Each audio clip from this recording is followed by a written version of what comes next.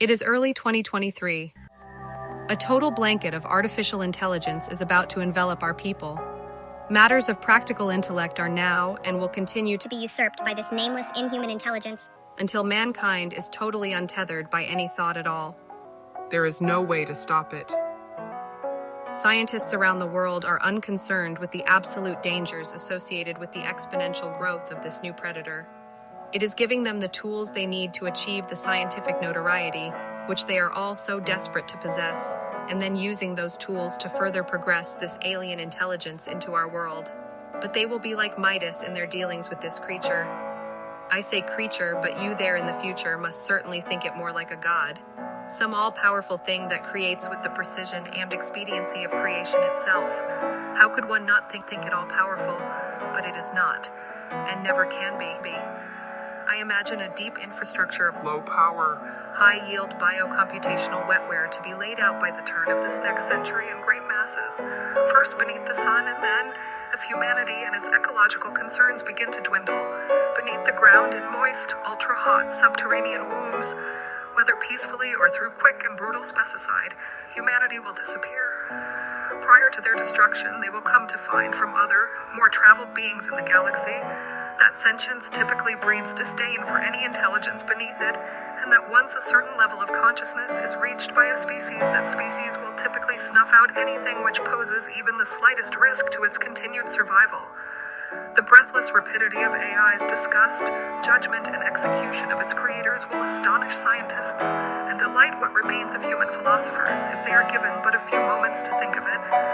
As with any creation, it never fully matures until it first worships and then murders its creators. Our whole dipshit civilization done in by its own spasming hand. What a fucking joke. Oh my goodness. Perpetually with these technical problems. Thank you for listening to the Super Secret Society of Sucker-Looking Stuff. Thank you for listening to the Super Secret Society of Sucker-Licking Stuff. My name's Darcy Weir. I've been researching multiple different themes and stories in my documentaries throughout my filmmaking career. I've focused heavily on the multiple rabbit holes that you can go down in the UAP or UFO study. I've done 2 documentaries on cryptids, Bigfoot, otherwise known as Sasquatch, and I've done a documentary on cryptocurrency called the Bitcoin Field Guide. My recent documentary that just came out April 4th is out on Amazon Prime, iTunes, Vudu, and multiple other streaming platforms. It's called Secret Space UFOs Apollo 1-11. And we focus on the history and the technological feats of taking man to the moon. I think we just lost we lost Chad again. Yeah, keep going, Darcy. Do you get any ideas in your research, Darcy, what this may be? What comes up quite often is the future human hypothesis, and I'm definitely down with that. Also, the structures on the moon and that type of thing could have been future human compounds or bases or something like that. But there must have been some kind of cataclysm that wiped out all that development and reset humans to where we are now, where we're building up again, right? And maybe we'll be back in space doing all the same sort of thing in our future. It's also possible ET because, extraterrestrials theoretically, scientifically are real.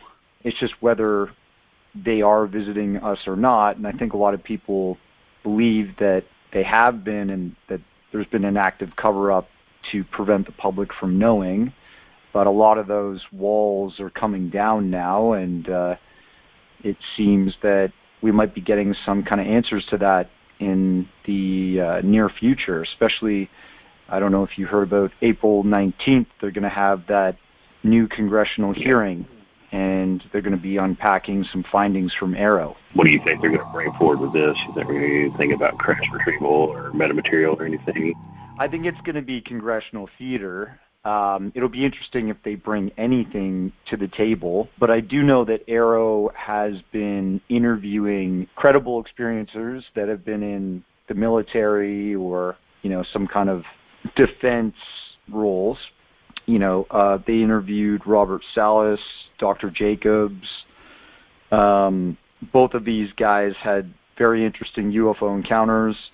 One was a Minuteman, and his nuclear missile silos were shut down by a UFO, so that's pretty interesting. And Dr. Jacobs claims that he was recording film of a dummy warhead launch, and they saw a UFO fly into view and zap their dummy warhead out of the sky. I think they covered that case on the Blue Book TV show, didn't they? It showed a similar clip, if not the actual clip. I'm not sure. I don't think we have actual footage of it. I think it's all sort of reenactment footage because from what Dr. Jacobs' testimony is that they had filmed it, but the next day the CIA came into their office and confiscated it, and then they said, "You're never to speak of this to anybody." So, I mean, I don't think we'll ever see it unless the CIA or, one of these intelligence agencies actually does a massive release to the public. Yeah, that'd take a huge about face for that to happen. I don't really foresee that. Yeah. From Introductory Space Science Volume 2, page 466. We should not deny the possibility of alien control of UFOs on the basis of preconceived notions not established as related to the UFO. Our physics may not apply. From available information, the UFO phenomenon appears to have been global in nature for almost 50,000 years. Known witnesses have been reliable people. This leaves us with the possibility of alien-controlled UFOs by visitors to this planet from this solar system or others. Although the CIA was one of the agencies that, in 2020, Trump did the request for all agencies to release their UFO files, their UAP files, with a due date of 2021, and in January of 2021, one of the only agencies that actually did a document dump was the CIA. Almost as if they had it prepared already. Yeah, possibly. It's just one of the intelligence agencies. How many are there? Like 17, 18 now, officially? Geospatial intelligence, naval intelligence, atomic energy intelligence. Like, who knows what each of these different departments is holding, and what is the central repository? I mean, there has to be one, right? Yeah, I think they all have their own repositories. I don't know if there is one central, but I think part of the government setting up ARROW is that they're trying to centralize this information. So they're trying to work with all the intelligence agencies, Department of Defense, and get all that information into one spot. But we'll see. I don't know if they're going to get the goods from any of these agencies, and I think there's reasons why this has been highly classified for a long time. More classified or more sensitive than apparently the atomic bomb during the 1940s. So that's what the documentation leads us to believe, and I don't know what will change, but there looks like there's some kind of change coming. It's really going to be interesting what happens on April 19th, and then NASA is supposed to release their findings from their UAP research group, which has 16 researchers on board. I think they're going to release that in June.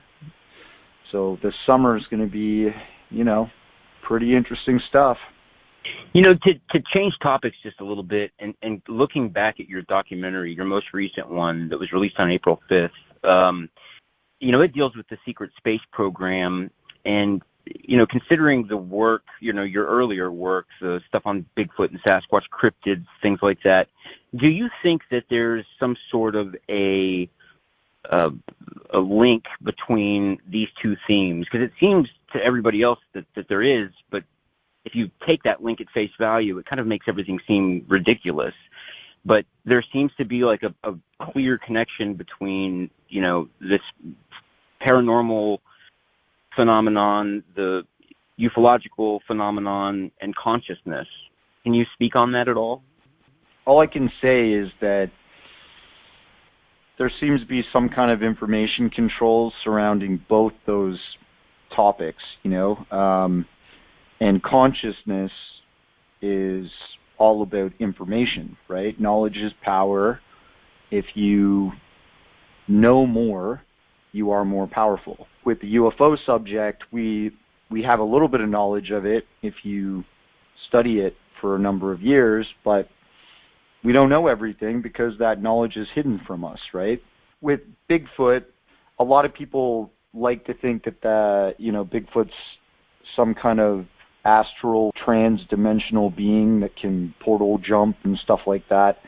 For cryptids like Bigfoot or Sasquatch, I think it's a flesh and blood creature. I don't know how many there are out there, but I think in the fossil record at one time, we definitely were walking this planet, Gigantopithecus, which is a large upright ape in China, in Mongolia and stuff like that, and maybe some of them lived in scarce population, and at one point our continent was connected with Asia through the Bering Land Bridge, the ice bridge, where the Bering Strait is now, and we know that all kinds of animals migrated across that. That's why we have bears in North America that are a little bit different from the bears in Asia, if there's any left over there. I mean, there's no reason that the cryptids that people describe seeing in deep wilderness in parts of North America aren't related to something like Gigantopithecus. And in China, they do have their own wild man sightings. It's a creature called the Yeren.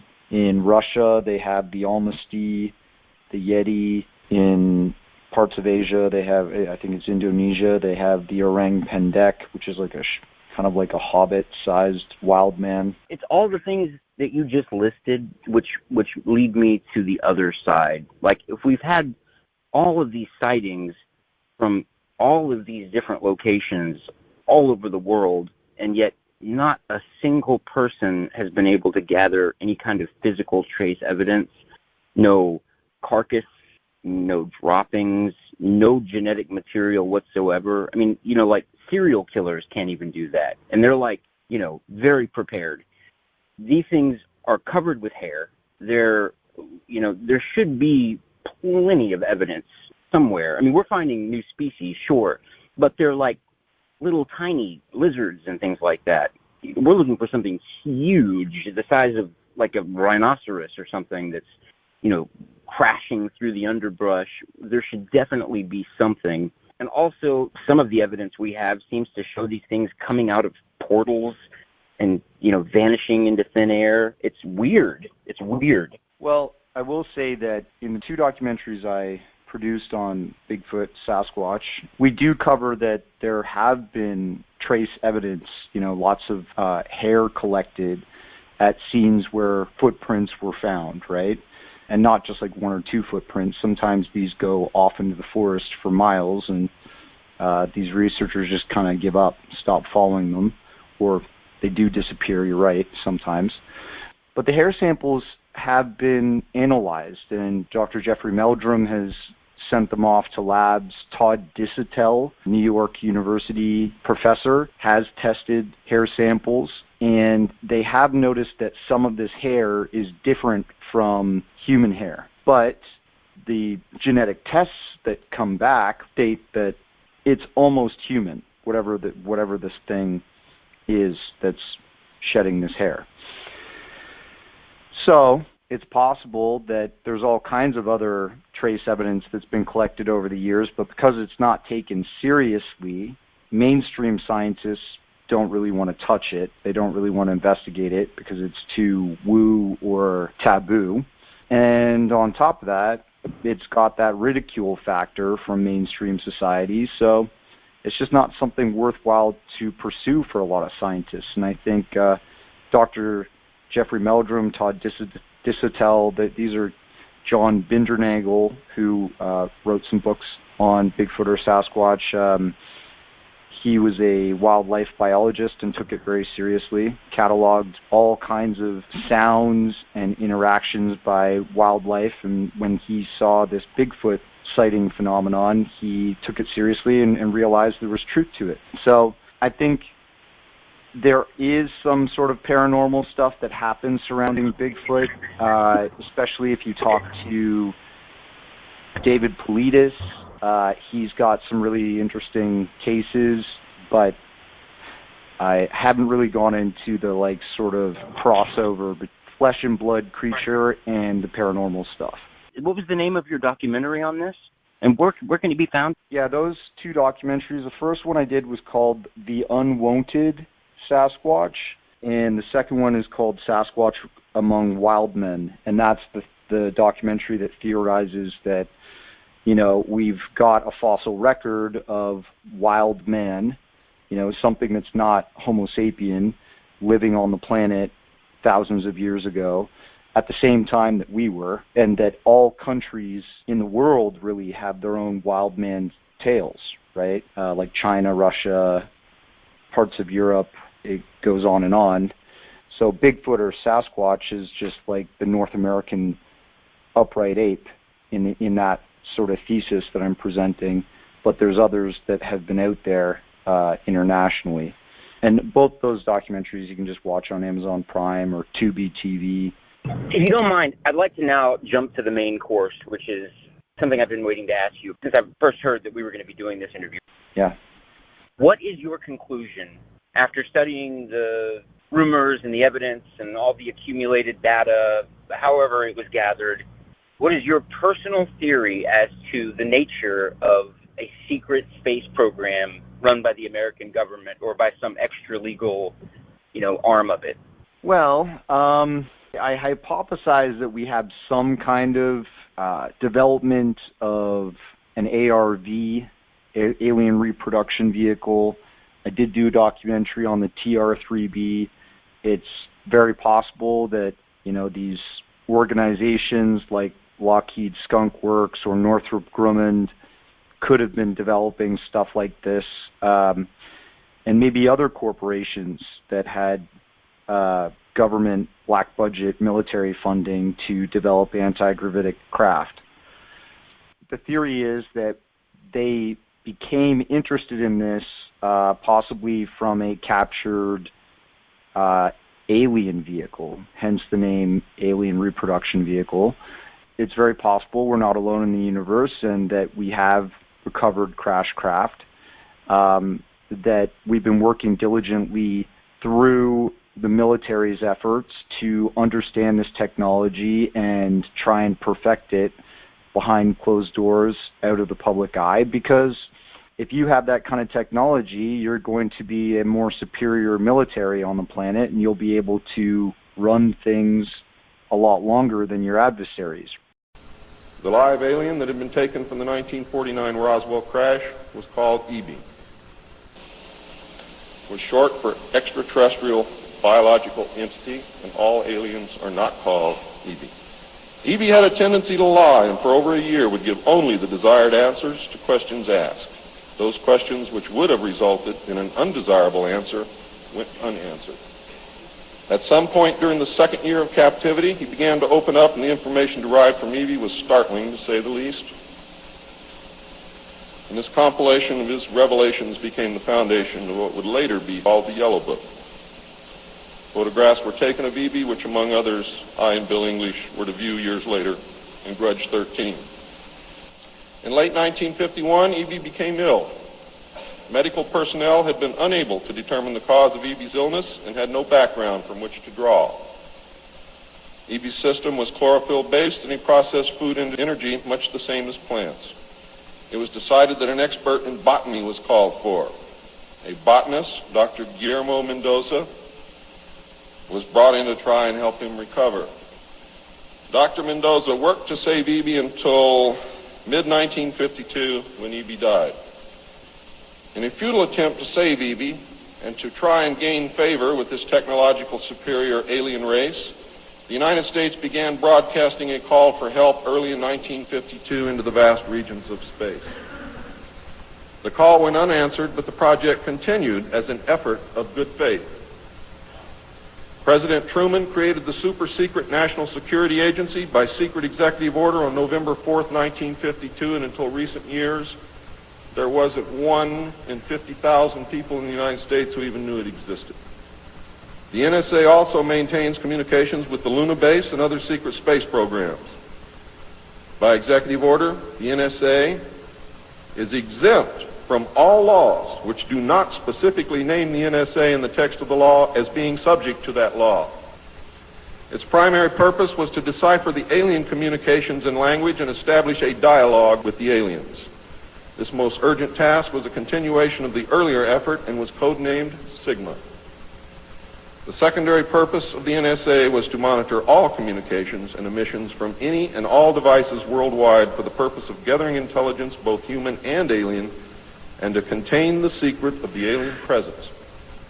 Project Sigma, ladies and gentlemen, was extremely successful. And then, obviously, when you're testing that technology, you're going to take that technology for test runs in our atmosphere and then in outer space. Have they been doing missions around the solar system that have been out of the public eye since the Apollo missions ended? Very possibly. We've heard all kinds of stories, but we just don't have any evidence. Really, all we know of is the fossil fuel rockets that we've been using not to get our vehicles into orbit and to do things with the space station, the ISS, the STS missions with the shuttles. That's the public-facing technology. You know, there's been so many UFO sightings throughout space history. I actually have another documentary coming out May 2nd from 1091 Films, and that's going to be pretty much like the biggest doc I've worked on. That film's called Secret Space UFOs Fast Walkers, and it covers everything since the Apollo missions ended. So the first space station was actually a military space station called Skylab 3. And, you know, it was like a little ISS, international. It was like a little military space station, you know what I mean? And they went up there and they carried out experiments and observed the Earth and observed space. And there was a UFO sighting that was pretty well documented. And then we go from there all the way through to the ISS being built and the STS missions and all the UFO sightings during those. And we explain the types of camera technology they've had in space for a long time, how the astronauts were trained to be photographers and to collect all this video and picture data, and how the public only gets to see a fraction of that. And whenever there has been UFO sightings, it's been covered up and denied by NASA. And I see NASA has formed this UAP research group recently, and their findings are going to come out in June. A joke. Yeah, exactly. That's kind of my opinion on all this, because it's like, if they have been part of the cover-up, why are they, you know, the only reason they could be doing this research group and coming out at the same time as Arrow and all this other government stuff happening is to be part of a PR exercise. Or in my opinion, it's to waste taxpayer dollars. Equally plausible, if you ask me.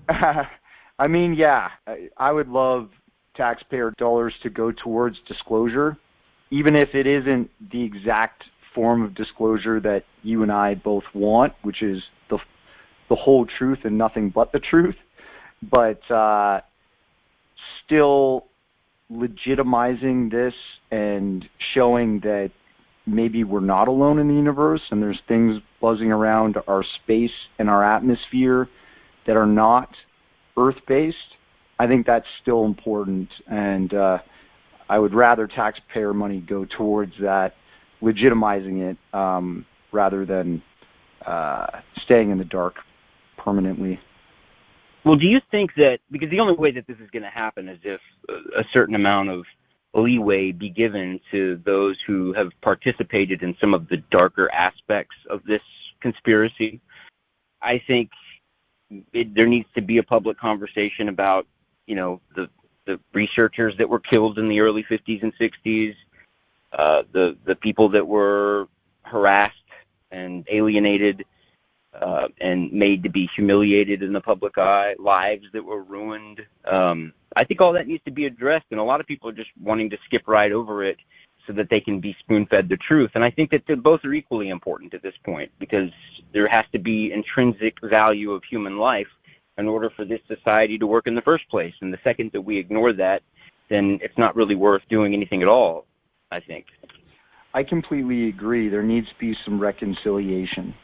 If all of this is true, that people's lives have been ruined, people have been murdered, it's horrific. And that needs to be addressed. But I doubt it will ever happen, because the government has to admit to wrongdoing, right? They need to walk out disclosure and look like good guys. They don't want to look like bad guys to the general public. The UFO community is very skeptical about what's going on in the public eye through Congress and NASA and stuff now. But the general public, folks that don't really know about this stuff, they're just tuning into this. They just are kind of dumbfounded by this, and they don't know. They think that people like us are just conspiracy nuts, that are poorly educated and believe in everything we hear. But I think it's still valuable. It's just going to be interesting to see how they do it, and I do agree. We need reconciliation. There's going to be people that are kind of activists in this space that go, okay, now that you've admitted something, let's have some apologies and admission to the wrongdoings against the civilians and service members that you've destroyed to prevent this information from coming out earlier in history. Those people will be there that I undoubtedly will be pushing for that to be resolved as well, I think. I think there needs to be another no, never mind. There's a joke I'm not willing to make right now. So tell me, what are you guys going to do? Are you going to have some sort of a big party where you gather everyone together and have champagne and stuff? I mean, how many documentaries is this?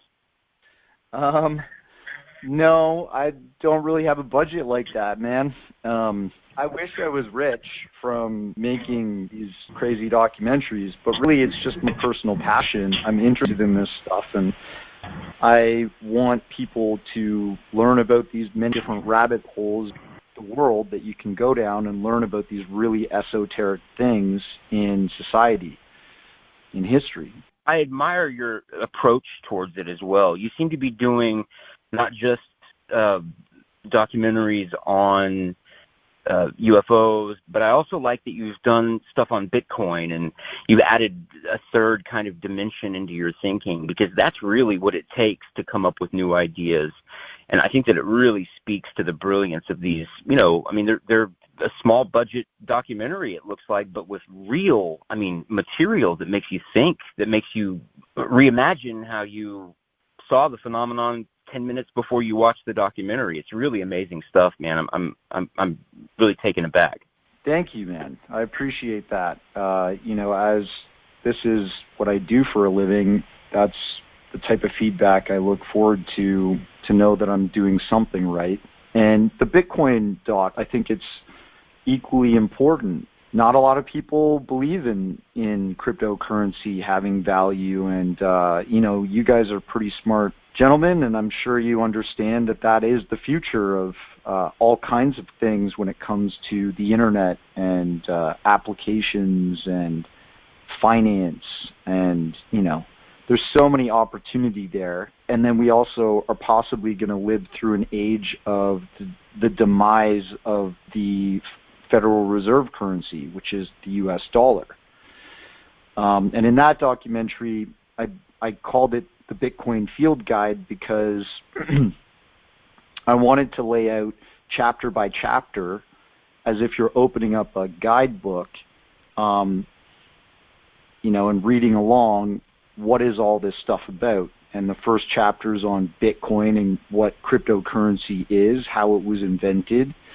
The second chapter is on currency, the history of currency, how it's evolved over time, and there's been multiple reserve currencies that usually have about 100 years, and then they switch to a different country. Before we were on the British sterling, and the U.S. dollar was backed by gold at one point, but in 1972 the gold standard broke because the unstable value of gold was fluctuating, so it was ruining the stability of the currency, so they turned it into a fiat currency, and now we've been on this fiat sort of backed by nothing currency for a long time that they just keep printing into infinity. The national debt is huge. I think it's like 10 times the value of the GDP or something like that. I could be completely wrong, but it is a high number. Good God. Yeah. It's kind of scary. If you look at what's going on right now, the BRICS nations, Saudi Arabia, China, are all switching to transact in a different currency rather than the U.S. dollar. And that's bad because the U.S. dollar was really considered to be an oil currency, right? And when you've got some of the major oil exporters in the world basically saying, we don't want to take U.S. dollars for this tangible asset anymore, we want to have instead a mix of things. We want to have the digital yuan, which China launched before the United States. It looks bad. And I think we're going to see this year some serious financial collapse going on. We're kind of seeing the cracks right now, but the long-term downfall of the U.S. dollar is probably inevitable, and it's probably, in my opinion, it's a good idea to own Bitcoin as a digital asset instead of hoarding cash, because that is a scarce asset that you can transact with, you can actually pay for things with, and you can trade internationally in seconds on your phone, and it circumvents having to use a traditional banking partner to facilitate all those transactions. It's all kind of like peer-to-peer. It's like people using Napster or using Spotify to listen to their music instead of going to HMV or Sunrise Records to buy that content.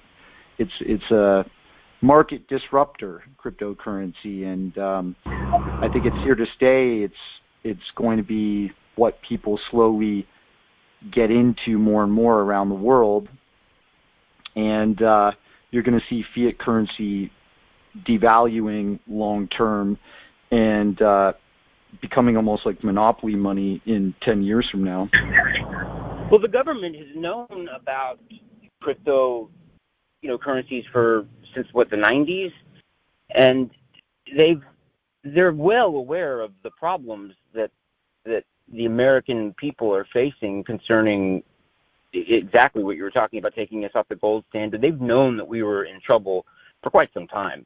So what I want to know is why they haven't, at least considered it as some sort of possible solution or partial solution to our current issues.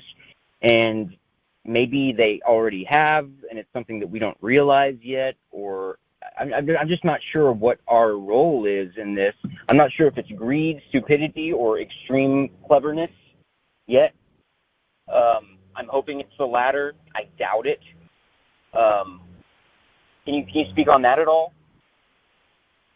Yeah, well, there is plans for the government to launch a CBDC, a centralized banking digital currency. Have you ever heard of USDC? No. So USDC was created by a corporation called Circle, which was, quietly backed by Warren Buffett, and it's just a cryptocurrency that's based off of the value of the U.S. dollar, and it's basically a fiat-backed cryptocurrency, right, that you can transact with, but it still has the problem of being backed by fiat currency, which is being printed into infinity, right? It's not a scarce asset. It's a inflationary currency. It's not a deflationary currency. Well, how is it a cryptocurrency if it's... What is the definition of a cryptocurrency? Please forgive me. Yeah, that's okay. Cryptocurrency is just an open distributed ledger. So instead of having to give your money to the bank and have them hold and facilitate your transactions with your money, you're just creating a digital wallet on your phone or on your computer, and you're storing your currency in that and transacting over an internet network that isn't backed by a bank or a central bank, like a Federal Reserve or anything like that.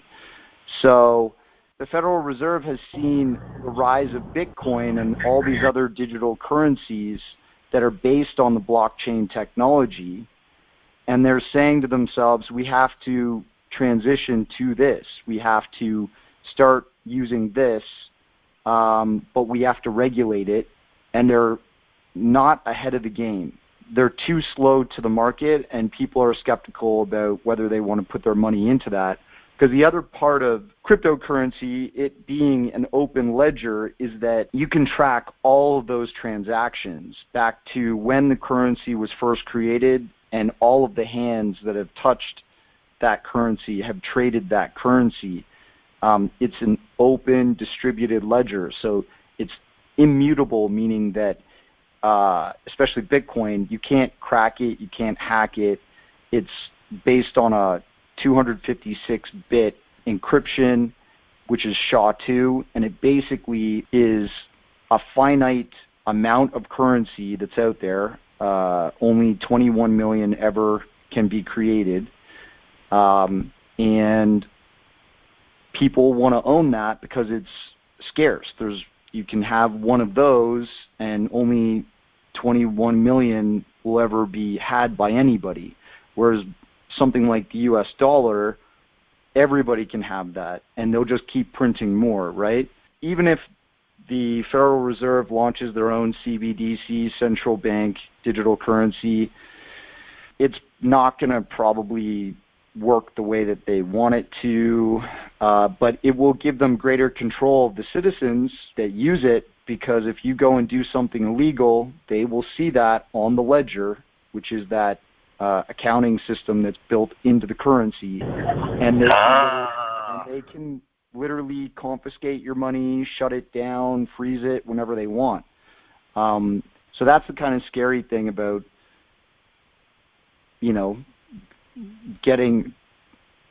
opting into that platform.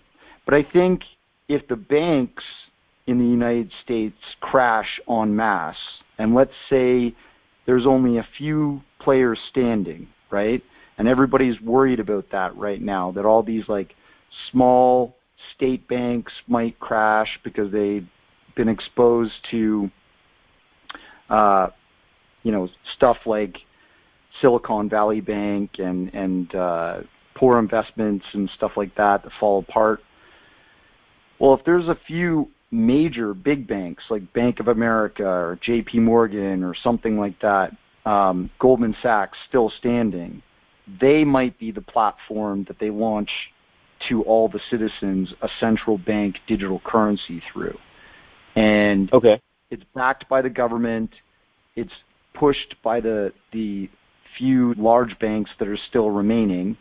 And because, you have to play ball in the United States and Canada or wherever you're from, you have to deal in that. You'll have no choice but to trade in a newly launched CBDC if there's a banking crisis and everything starts collapsing. I read an article recently that said that this 256-bit encryption could be beaten rather handily by quantum computing. Mm-hmm. And I'm wondering how that is going to play into this kind of revolutionary new currency. They theorize that quantum computers could crack 256-bit encryption. They theorize it. No one's done it yet. Bitcoin is being upgraded as we speak, and there's a company that's actually focusing on anti-quantum computing.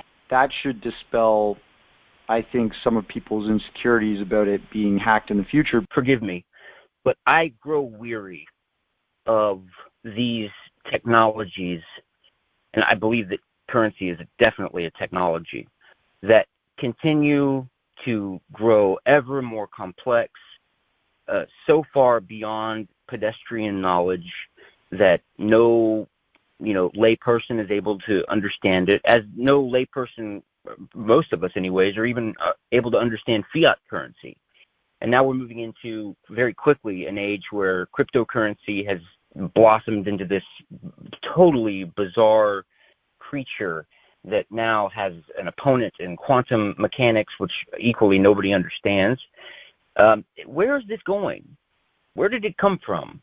Why are we on this ride? Is it a byproduct of humanity? Is it a byproduct of technology? Not really, because, I think currency is a technology, so yes, I think it's a byproduct of technology. Where did this start? It's really frustrating for a lot of people to sign on to something like this if they don't know where this ride is going. It's just like getting into a relationship. Well, it'll be over when I'm dead. I don't really want to say the same thing about this because it encompasses my life. Every single thing I do involves money. And I don't think people are putting up enough fight over this. I think that these are really complex situations that have evolved beyond the control of the majority of humanity and into the realm of the few, which is a very big problem that we're now dealing with from the old world, the elite world.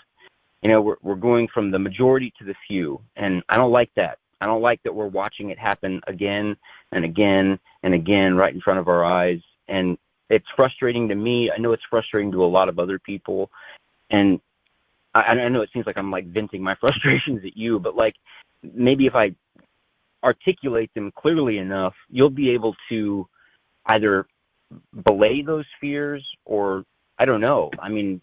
Yeah, I think we're living in a time where you should be nervous, but you should be vigilant as well. You should always be fighting for yourself and your loved ones and try and have the best future possible for your people. That's why I created a documentary called The Bitcoin Field Guide, is to try and give people knowledge into this world that's slowly going to grow and become super mainstream, so that people aren't fearful of this. They're actually educated and more understanding of what's going on in terms of cryptocurrency and currency in general. And currency is as a result of trade. Humans by nature are always trading with each other. We used to go to our neighbors and say, well, I want I want all your corn and I want some milk and stuff. Take some of my sheep, And then it evolved from that initial bartering system to an actual currency that was seen as something valuable. The Egyptians used shells, and we eventually got, even in China, they were using paper money and leather money way before we ever had paper money in North America or the Western world, like the UK and Europe. They actually copied the Chinese, and the Chinese had metal money before them too. And so, it's currency is the bartering system technology, and it's allowed our world to become, a global commerce. And I think people should just get educated on cryptocurrency because it's the new currency that people will probably be using every single day of their lives. You don't have to be like a super genius to wrap your head around it, but you have to be able to wrap your head around it. You do. And it took me a while. What is the name of your documentary again on Bitcoin? The Bitcoin Field Guide. So that's 3 incredible documentaries that we've covered in conversation here tonight, folks. I mean, 3 really life-changing, world-rocking documentaries that if you're not checking out, you're missing out on valuable information, which I think everybody needs. And as we've proven in these discussions, everybody's going to need very, very soon. And I know we're keeping you beyond the hour. I just wanted to, thank you so very much for taking the time out of your busy schedule to discuss these important issues with us. And I'm really excited to see what you're going to come up with on your next documentary. And I'd love to talk to you more about that whenever it comes out as well. I appreciate you. Thanks for having me on, and it's been a great conversation. And yeah, stay in touch. We'll definitely have to chat again sometime. Punk rock. Okay, guys. Have a good night. Take care. Okay. All right. Well, love you, buddy. Holler at your homeboy. Wait. You are aware that when I say holler at me, I'm talking about Chad Young, your homeboy Chad. So it's just the same. Just hang on. Whatever you holler at somebody in the future, if you're going to holler at somebody, I want you to holler at me because I'm your homeboy, your friend Chad. Okay? Okay. Yes. Just didn't seem like you were fully aware of all of the intricacies of what I was trying to say. That there's a lot of hidden definition, hidden meaning, and I wanted it to be absolutely clear that I'm your homeboy. Wonderful. All right. Good. Bye, dude.